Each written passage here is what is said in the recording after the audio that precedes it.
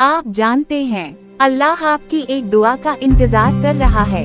हदीस क़ुदसी में अल्लाह फरमाते हैं, ऐ मेरे बंदे, मुझसे मांगो मैं तुम्हें दूंगा।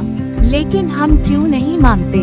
क्या आप सोचते हैं मेरी दुआ कबूल नहीं होगी?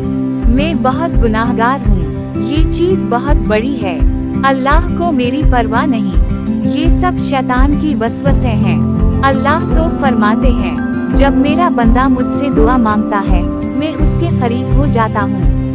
नबी सल्लल्लाहु अलैहि वसल्लम ने फरमाया, दुआ इबादत का मकसद है। अल्लाह से कुछ भी मांगो, दुनिया की चीजें, आखिरत की भलाई, मग़फ़िरत, हिदायत, रिज़्क़, सेहत, सुकून, कोई चीज छोटी नहीं अल्लाह के लिए।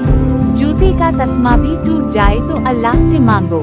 अल्लाह बस इंतजार कर रहा है कि आप इससे मांगें। तो आज ही दुआ शुरू कर दें। अल्लाह सुन रहा है, अल्लाह जानता है, अल्लाह देगा।